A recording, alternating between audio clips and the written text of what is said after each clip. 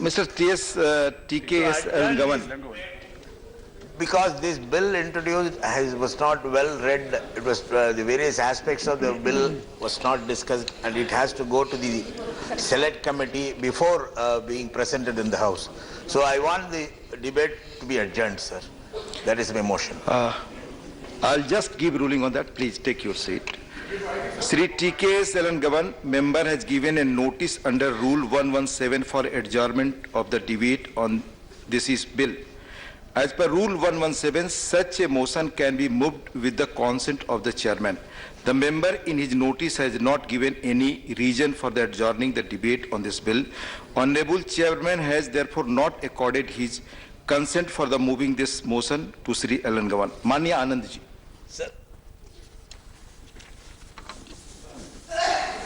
माननीय उपसभापति महोदय,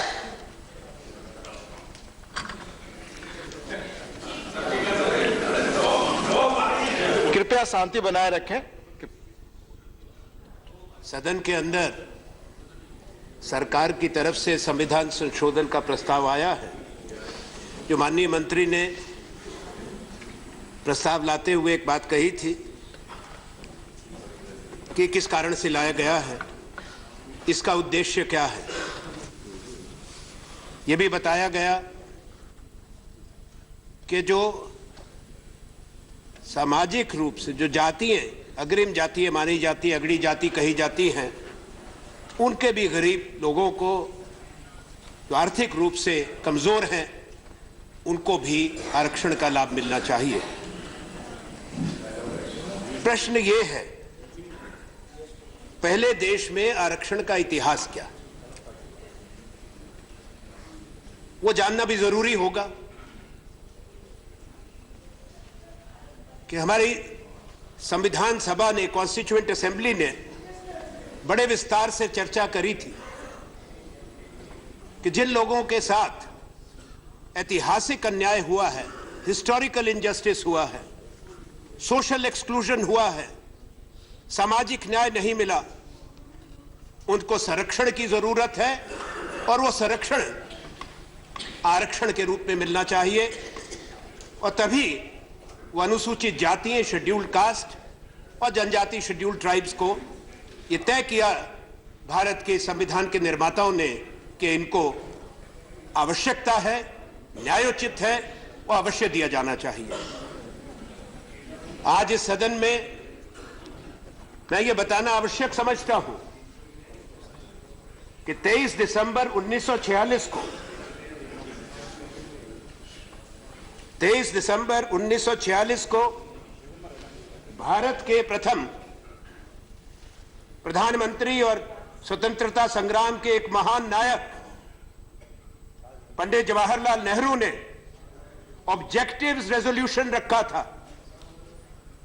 और उस ऑब्जेक्टिव्स रेजोल्यूशन में पूरा तो नहीं पढ़ूंगा, पर उसका वो अंश जो आज की इस चर्चा से संबंधित है, उन्होंने कहा था कि आजाद भारत में क्या होना चाहिए, कैसा संविधान, wherein it shall be guaranteed and secured to all the people of India justice, social, economic and political, equality of status, of opportunity and before the law, freedom of thought, expression, belief, faith, worship, vocation, association and action subject to law and public morality। और उसका छठे अंश में कहा था, wherein adequate safeguard shall also be provided for minorities, backward and tribal areas and depressed and other backward classes of the country। ये 13 दिसंबर 1946 को ये सोच थी जो आजादी की लड़ाई में महात्मा गांधी, जवाहरलाल नेहरू और उस समय के हमारे महान योद्धा, उन्होंने तय किया था। और ये ऐसे नहीं आया था ये प्रस्ताव, इस पे चर्चा बड़े विस्तार से अखिल भारतीय कांग्रेस कमेटी के कई महाधिवेशनों के अंदर हुई थी। प्रस्ताव पारित किए गए थे कि जब देश आजाद होगा तो वो लोग जिनके साथ अन्याय हुआ है उनको न्याय मिलेगा, बराबरी का अधिकार मिलेगा। यही एक कारण कि यह आरक्षण हुआ।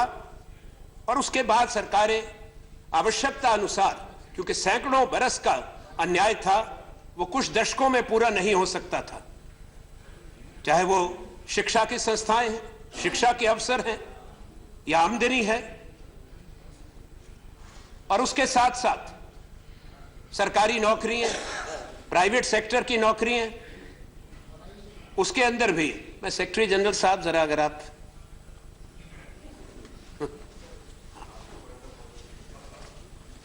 खैर, मैं अपनी बात बढ़ाता हूं आगे। मैंने आवश्यक समझा कि नहीं, आप जो बात चेयर कह रहा हूं माने- उसको गंभीरता से कहूं। माने आनंद जी, आप चेयर मैं को कुछ कह देखकर रहा हूं। मैं चेयर को ही जी, कह जी। आपकी तरफ ही देखते नहीं, रहेंगे, मेरे कभी तरफ। कभी इधर उधर भी देखने। तो बहरहाल ये न्याय मिला, तो ये कहना और ये दिखाना कि पहले कभी कुछ नहीं, मेरा एक आग्रह रहेगा आपके माध्यम से अपने मित्रों से जो उस तरफ है, क्योंकि हम शत्रु किसी को नहीं मानते, हमारी मानसिकता अलग है।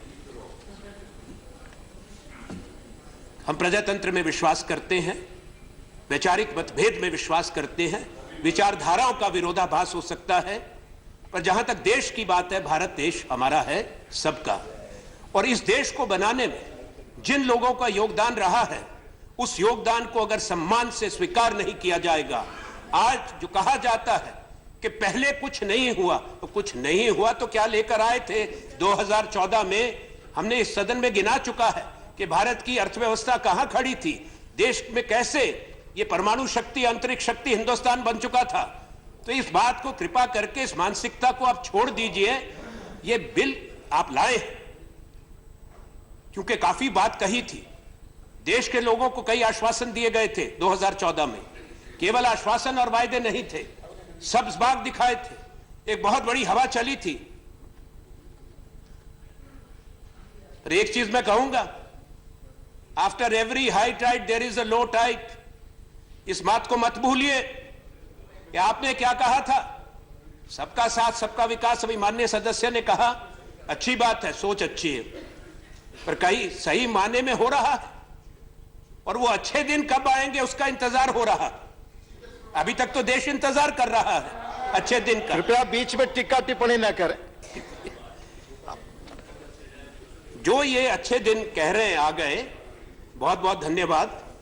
आपकी संवेदनशीलता, माननीय प्रधानमंत्री नरेंद्र मोदी जी की सोच, वो तो कह रहे हैं, मैं आज देख रहा था अभी टेलीविजन पे बाहर, खूब अच्छा। आजकल तो देश की जितनी, और अच्छी बात है, देश में जितनी पोशाक और जितनी पगड़ी, जितनी टोपी है, वो उसमें रोज दर्शन होते हैं, सदन में नहीं होते। पर ठीक है, उनकी मर्जी है, उनकी अपना शौक है, मुझे कोई आपत्ति नहीं।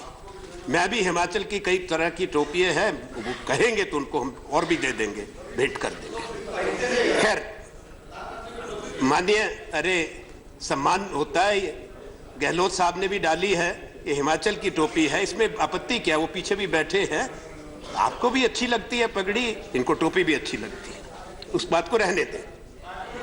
मुझे कृपया शांति रखें। हाँ आनंद जी, आप अपनी बात मूल विषय पर। अब जैसा मैंने कहा कि ये जो संविधान का संशोधन है, वो जो पहले प्रावधान, जो हमारे मौलिक अधिकार हैं, फंडामेंटल राइट्स हैं, आर्टिकल 15 और आर्टिकल 16 में पहले से ये रखा गया था संविधान के अंदर,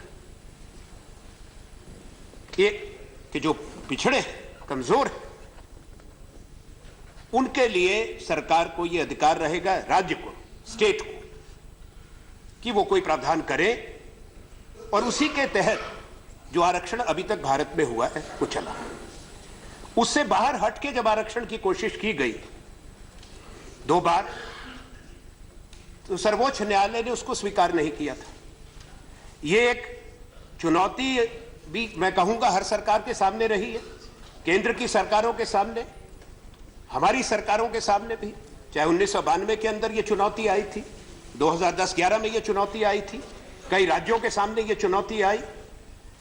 तो मैं सोचता हूं कि सरकार ने उन तमाम चीजों को मन में रख के, सोच के, विचार करके ये आप लाए।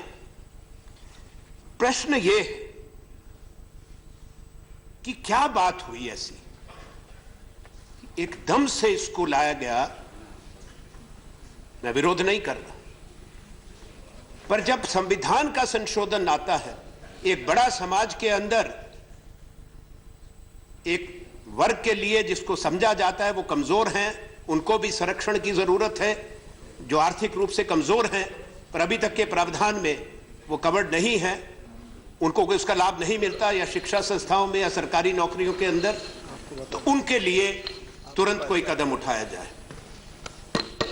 मैंने इसलिए ये कहा, और सिर्फ मैं ही नहीं कह रहा, देश पूछता है,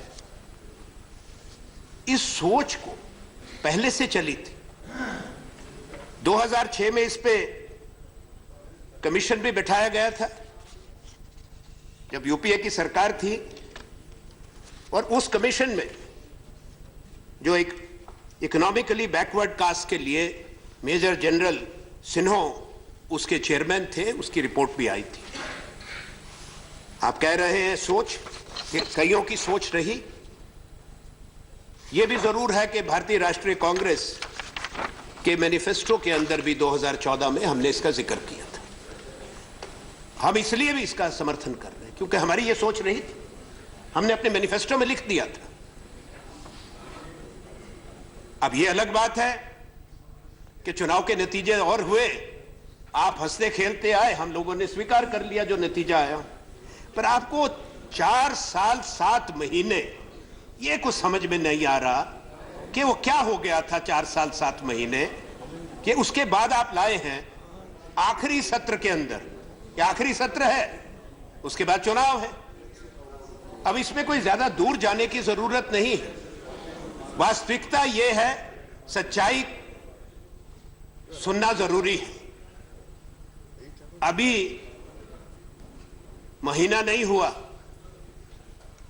3 राज्यों ने इनको आशीर्वाद देके भेजा, राजस्थान, मध्य प्रदेश और छत्तीसगढ़ में, और बाकी 2 भी हारे। तो अभी क्रिकेट की टीम तो हमारी जीत गई श्रृंखला, ऑस्ट्रेलिया में आपको 5-0 से आप सीरीज हार गए चुनाव की। That is the outcome of the elections. तो आपको संदेशा मिला कि हम ठीक रास्ते पर नहीं चल रहे, चुनाव सिर पर है। अभी तो 3 राज्यों ने एक छोटा संदेश दिया है, बड़े संदेश की भी पूरी उम्मीद करें और जरूर मिलेगा, कुछ महीने की बात है। तो जब माननीय उपसभापति, एक होता है एयरपोर्ट पे अराइवल का लाउंज, आगमन, एक होता है प्रस्थान, डिपार्चर। तो this has been brought by a government which is already in a departure lounge. It's a matter of time, I can say that. अब लोगों को क्या आप बनाएंगे कि हम आपको दे रहे हैं, जो आर्थिक रूप से देश को सुनना जरूरी है कि आप दे क्या रहे। पहले जो आपने इसमें शर्तें लगाई हैं बहुत खूब, 5 एकड़ से कम जिनके पास जमीन है, 5 एकड़। अब 5 एकड़ जिसके पास जमीन है, वो 86% जो भारत की लैंड होल्डिंग है, 86% of the land holdings of the country, it covers that. दूसरा, 8 लाख रुपया आमदनी। वित्त मंत्री बैठे, इनको मालूम है, पूर्व वित्त मंत्री भी बैठे हैं। तो आप जरा डेटा दें कि 8 लाख से ऊपर की आमदनी इस देश में कितने लोगों की है? How many people have income above 8 lakhs and how many people पे दैट इनकम टैक्स? आपको हैरानी होगी, शायद अगर मेरी जानकारी गलत है तो आप मुझे ज्ञान दें कि वो डेटा जब आप कहें तो देश के सामने रखें कि इससे अगर 99% नहीं तो 98% भारत के लोग इससे कवर्ड होते हैं। अब आप उससे 50% निकाल दें जिनके लिए आरक्षण पहले से है। 130 करोड़ की आबादी है, 65 करोड़ भी अगर आप कहें तो उस 65 करोड़ का 98%, अब उसमें से नौकरी वाले कितने लोग होंगे? जाहिर है 45 करोड़ के आसपास लोग होंगे। चिंता क्या है आज देश की? देश में रोजगार नहीं बन रहा, ना प्राइवेट सेक्टर में, उद्योग में, ना सरकार का रोजगार बन रहा है। अभी पिछले सप्ताह आंकड़े आए चौंकाने वाले। इस देश में जो 2 करोड़ रोजगार का, अब उसको जुमला मत कहना, तो कहा था भारत के नौजवानों को 1 साल में 2 करोड़, 10 करोड़ गिनेंगे अभी। पिछले साल 1 crore 10 lakh 11 million jobs have been destroyed in 2018, have been lost in 2018. तो नौकरी तो बन नहीं रही, नौकरी तो बन नहीं रही, ये चिंता है। मैं केवल आलोचना के कारण इस बात को नहीं कह रहा, चेता रहा हूं, ये हकीकत है। मैंने कुछ अभी और देखा, क्योंकि समय कम था, आप इतनी जल्दी में लाए, आपको लाना था, क्योंकि मॉडल कोड ऑफ कंडक्ट से पहले कहें कि 2 करोड़ नहीं, तो आगे के लिए तो डैंगल अ कैरेट, वो कहते हैं ना, दिखा दिया एक और सपना कि हो जाएगा, दे दिया, सबको दे दिया। हर आदमी सोचेगा मेरे बेटे बेटी को अब रोजगार का मोदी जी ने प्रबंध कर दिया। पर प्रश्न एक, नौकरियां हैं कितनी? मैंने अभी आंकड़े देखे और वित्त मंत्री से मेरा आग्रह रहेगा कि राज्यों का भी आंकड़ा मंगा के, मंत्री महोदय आप जवाब देंगे, जरा सदन के अंदर रख लें। तो 34 लाख रोजगार केंद्र सरकार के, और पिछले 3 साल में ये सुनने के है 95,000 नौकरी बनी है, केंद्र सरकार ने जो पैदा करी है, रोजगार बनाए हैं। तो 34 लाख 95,000 हो गए, 34 लाख हैं, 95,000 हो गए। जो पब्लिक सेक्टर अंडरटेकिंग्स हैं भारत की, उसमें निरंतर नौकरी कम हो रही है। तो आपने 95,000 बनाए 3 साल में, और पीएसयूज के अंदर आपके press information bureau, I am quoting the press release issued by the government of India, by the PIB press release, in the PSUs of the country, in 2016-17, the jobs have come down from 11.85 lakhs to 11.31 lakhs. तो 54,000 नौकरी 2016-17 में आपकी PSUs में टूटी, और 2017-18 में ये घटकर 11,31,000 से भी घटकर 10,88,000 पे चली गई। 43,000 दूसरे साल में टूटे। तो 3 साल में आपने केंद्र की सरकार के 95,000 रोजगार बनाए और पीएसयूज के 97,000 रोजगार तोड़ दिए। मैंने प्राइवेट सेक्टर की सिर्फ बात नहीं कर रहा, उस पर तो दोहरी लाठी चली आपकी। क्या वार हुआ है, पहले नोटबंदी का जश्न मनाए, दूसरा जल्दबाजी में गलत मॉडल जीएसटी का थोप दिया, व्यापार तोड़ दिए, लोग बेरोजगार हो गए, लोगों का नुकसान किया। तो ये रोजगार तो इतना है। राज्यों के आंकड़े माननीय वित्त मंत्री देंगे, गहलोत जी सज्जन व्यक्ति हैं, आपने भी कुछ होमवर्क किया है इस पे, वो भी रख दें। तो ये जो आप 10% लाए हैं और 98% लोग इससे कवर होते हैं जो आपने बनाए 5 एकड़ 8 लाख। तो मैं सोच रहा था, और मैंने कई अर्थशास्त्रियों से, मैं नाम भी रख सकता हूं, सदन में आने से पहले मैंने फोन किया, मैंने कहा मेरे को कुछ ज्ञान दो, मैंने पढ़ा है अर्थशास्त्र, पर मैं इतना विद्वान नहीं हूं कि एक एक आंकड़े मेरे पास हो, मुझे बताओ इसमें कितने साल लगेंगे। तो उन्होंने कहा कि शायद 800 साल कैलकुलेट करके। अब देखो ना नौकरी कितनी है, लोग कितने हैं, किसको बता रहे हो, कर दिया। भैया कृपा करो, पहले अर्थव्यवस्था सुधारो, विकास की गाड़ी वापस पटड़ी पे लाओ, रोजगार पैदा करो। आपने तो ऐसा कह दिया, ऐसा होता है, सपने देखना, सपने दिखाना शौक है, फितरत है इंसान की। तो आपने भी दिखा दिया, ये इतना बड़ा सपना दिखा रहे हैं आप देश के लोगों को। गंभीर बात है, इस समाज के अंदर जातिवाद एक ऐसी विषय रहा है देश में जिसका मैं पक्षधर नहीं हूं। हम में से बहुत लोग हैं जो इसके कभी पक्षधर नहीं रहे, पर भी एक वास्तविकता भारत के समाज की रही है, विडंबना। इसलिए सामाजिक परिवर्तन आवश्यक है। और जो लोग पिछड़े हैं, जो विकास की परिधि से बाहर रह गए, उनको उसमें जोड़ना, उस प्रक्रिया में जोड़ना, उसका लाभ देना, ये देश का धर्म है, कर्तव्य है, हर सरकार का, हर भारतीय का। तो अगर हम उस दृष्टिकोण से भी इसको देखते हैं तो यह जरूरी हो जाता है कि हम इस विषय पे विस्तार से देश में चर्चा करें, सदन को भी मौका देते,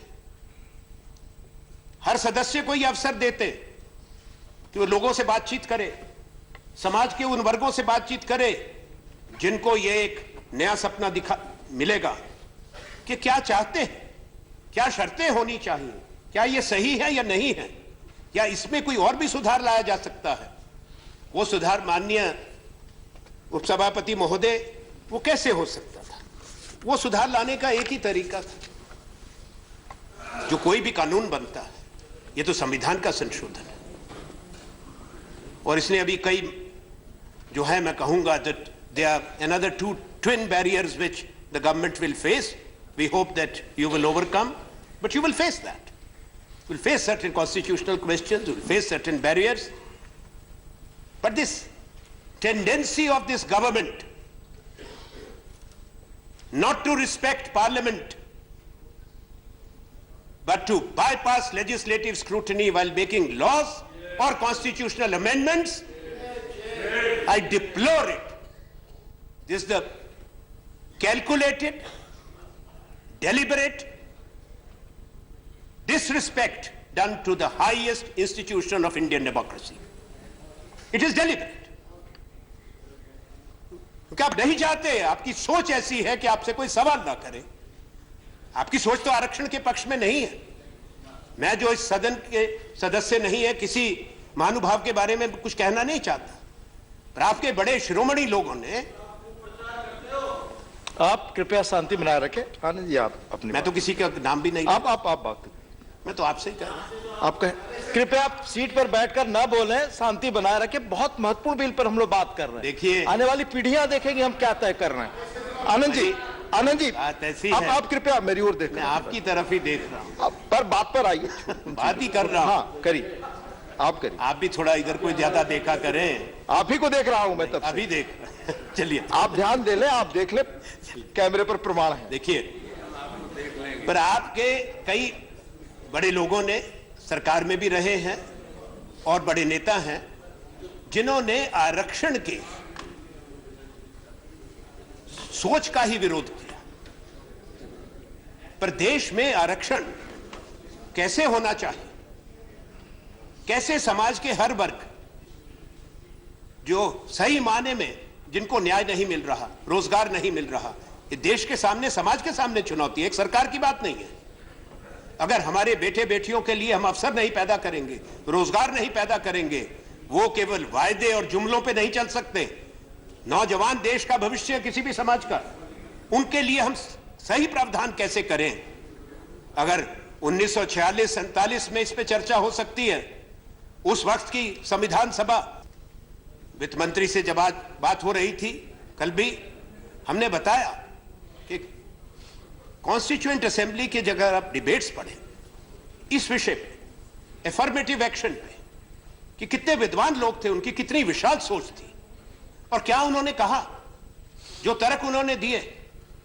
तो आज आजादी के 70 साल से ज्यादा हो गए, तो इस विषय पे व्यापक देश में चर्चा होनी चाहिए। एक दिन उस सदन में पास हो जाए, एक दिन इस सदन में पास हो जाए, हो गया वायदा पूरा। ये नहीं हुआ।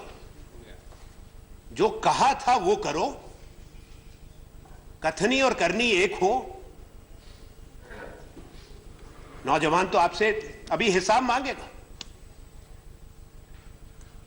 ये केवल भोपाल, जयपुर, रायपुर, हैदराबाद, वहां के संदेश से नहीं आप प्रभावित होकर लाए हैं इसको। और हमको आज बहुत ज्ञान दिया जा रहा था। माननीय कृपा करें कि विपक्ष राजनीति नहीं करता। पहली बात तो हम राजनीतिक दलों से आते हैं, सब, आप भी और हम भी, पर राजनीति तो सरकार कर रही है। अगर राजनीति से ये प्रेरित नहीं होता और चुनाव में जो आपकी सेवा लोगों ने करी है अच्छे दिन की, जिनको आपने अच्छे दिन दे दिए, तो आप कभी भी ना लाते, आप कभी नहीं लाते इसको। ये तो वोटर बोला है, गरीब बोला है, किसान बोला है, तो आपने कहा अब हम कुछ करें। पर एक चीज मैं कहूंगा, हर किसी को एक अनुभव की बात है, क्योंकि आप यहां रहे हैं, हम वहां थे, फिर भी हम यहां आए, फिर वहां गए, तो इसमें प्रजातंत्र में ये होता है। पर हर बार जब स्थान बदलते हैं कुछ ज्ञान भी प्राप्ति होती है। हमको भी शायद यहां कुछ साल बैठ के और भी ज्ञान मिला, क्योंकि वहां बैठ के शायद हमको वास्तविकता शायद उस समय ठीक ना पता हो। पर आपके साथ भी ये हालत है कि आप सोचते हैं कि पूरा देश एक आवाज में आपके साथ खड़ा है और आपने सब कुछ कल्याण कर दिया, पर आपने, आपकी सरकार ने वायदा खिलाफी करी। मैं आज सदन में कहना चाहता हूं, देश के नौजवान और किसान के साथ वायदा खिलाफी करी है।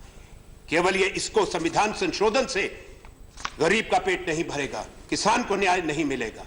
और आप तो इतनी संवेदनशील सरकार है, मेरा सवाल, आप सामाजिक न्याय की बात करते हैं, सशक्तिकरण की बात करते हैं, क्या आपके पास इस बात का उत्तर है जो आपने एक और वायदा किया था?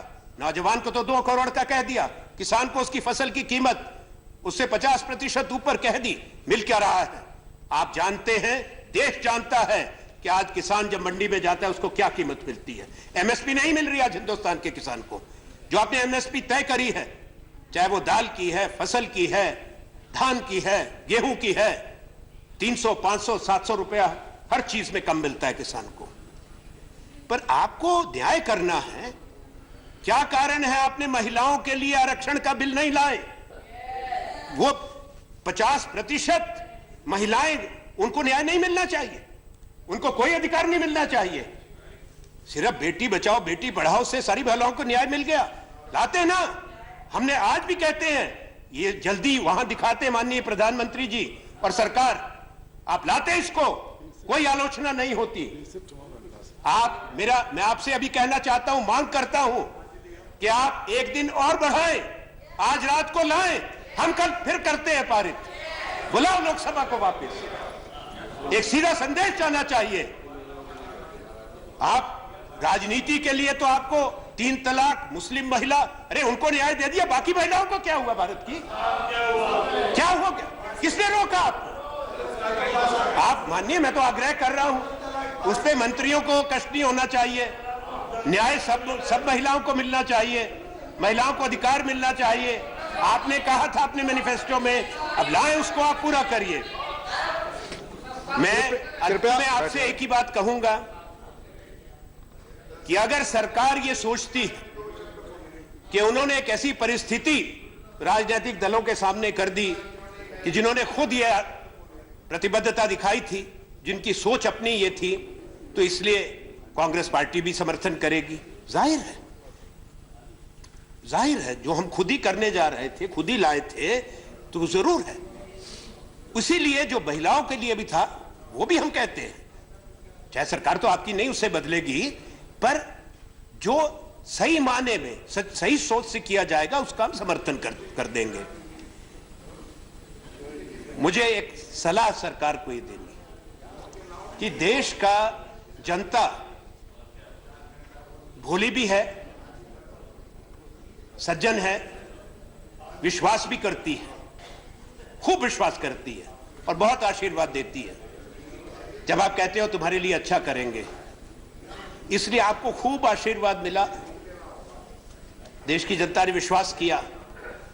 पर यह देश की जनता मूर्ख नहीं, एक बार तो सब्ज बाग में चली जाती है, एक बार तो वायदों में बहक जाती है, पर बाद में हिसाब जरूर मांगती है। और आपका हिसाब देने का वक्त है, नए सपने बांटने का समय नहीं आपका। यह हिसाब होगा, जवाबदेही तय होगी। यही हिंदुस्तान की आवाज है। कि अपनी बात को विराम देने से पहले मैं यह जरूर कहूंगा कि कि हमारे दल ने इसके पक्षधर हैं हमने ये बात उठाई थी। हम सामाजिक न्याय में और खास तौर पे जो अग्रिम जाति के भी गरीब लोग हैं उनको सही माने में न्याय मिले, एक कदम उसकी तरफ है। ये रास्ता बहुत लंबा है, चुनौती कड़ी है, उस पे राजनीतिक मजबूरी से नहीं प्रतिबद्धता से काम होना चाहिए। इन शब्दों के साथ मैं इसका समर्थन करता हूं। Thanks for watching the video. For more such news and updates, please like, share and subscribe to India Today. Also check out our other great videos from our channel. We know you will love to.